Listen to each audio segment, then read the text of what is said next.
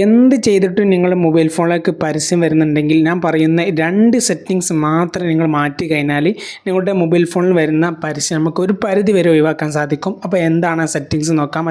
അതിന് മുമ്പായിട്ട് നിങ്ങൾക്ക് ചാനൽ ഇൻട്രസ്റ്റ് ഉണ്ടെന്നുണ്ടെങ്കിൽ നിങ്ങൾ തീർച്ചയായും സബ്സ്ക്രൈബ് ചെയ്യുക. അതിന് മുമ്പ് നിങ്ങൾക്ക് ഈ വീഡിയോ ഉപകാരപ്പെട്ടാൽ തീർച്ചയായും ലൈക്ക് ചെയ്യാൻ മറക്കരുത്. അപ്പോൾ അതിനായിട്ട് നമ്മൾ പ്ലേ സ്റ്റോർ ആപ്ലിക്കേഷൻ വഴിയാണ് അത് തടയാൻ ശ്രമിക്കുന്നത്.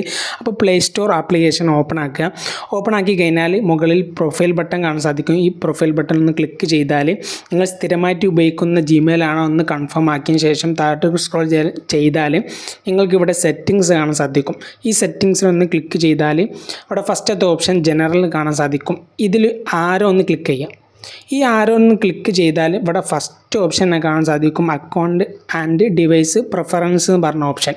ഈ ഒരു ഓപ്ഷനിലൊന്ന് ക്ലിക്ക് ചെയ്ത് കഴിഞ്ഞാൽ നിങ്ങൾക്കിവിടെ ഫസ്റ്റത്തെ ഓപ്ഷൻ തന്നെ ഈ ഒരു എനേബിൾ ആണോ എന്ന് നോക്കുക. ഏത് ഇമെയിൽസ് ഫ്രം ഗൂഗിൾ പ്ലേ എന്ന് പറഞ്ഞിട്ട് ഓപ്ഷൻ എനേബിൾ ആണോ എന്ന് ചെക്ക് ചെയ്ത് വെക്കുക.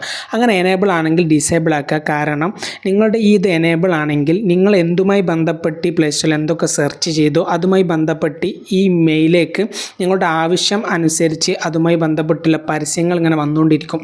അപ്പോൾ അത് തടയാൻ വേണ്ടിയിട്ടാണ്. അതുമായി ബന്ധപ്പെട്ട് നിങ്ങൾ എന്തൊക്കെ സെർച്ച് ചെയ്ത് അതുമായി ബന്ധപ്പെട്ടുള്ള ഓഫറുകളും അങ്ങനത്തെ പല കാര്യങ്ങളും ആ ഇമെയിൽ വഴി നിങ്ങൾ വരുന്നത് തടയാൻ വേണ്ടിയിട്ടാണ് ഈ സെറ്റിങ്സ് ഈ ഒരു എനേബിൾ ഉള്ളത് ഡിസേബിൾ ആക്കാൻ പറഞ്ഞത്. പിന്നെ അതൊന്ന് താഴോട്ടേക്ക് ഒന്ന് സ്ക്രോൾ ചെയ്താൽ ഇവിടെ ക്ലിയർ ഡിവൈസ് സെർച്ച് ഹിസ്റ്ററി നമ്മൾ നേരത്തെ പറഞ്ഞല്ലോ എന്തുമായി ബന്ധപ്പെട്ട് നമ്മൾ സെർച്ച് ചെയ്തോ അതുമായി ബന്ധപ്പെട്ടുള്ള പരസ്യങ്ങൾ വരാൻ സാധ്യതയുണ്ട്. അതുകൊണ്ട് തന്നെ നമ്മൾ നിലവിൽ പ്ലേ സ്റ്റോറിലൊക്കെ സെർച്ച് ചെയ്തത് ഇവിടെ ക്ലിയർ ഹിസ്റ്ററി ചെയ്തിട്ട് നമുക്ക് ക്ലിയർ ചെയ്ത് പ്രശ്നം നമുക്കൊരു പരിധി വരെ ഒഴിവാക്കാൻ സാധിക്കുന്നതാണ്. അപ്പോൾ ഒന്ന് ചെക്ക് ചെയ്ത് നോക്കുക. ഉപകാരപ്പെട്ടാൽ തീർച്ചയായിട്ടും ലൈക്ക് ചെയ്യാൻ മറക്കരുത്.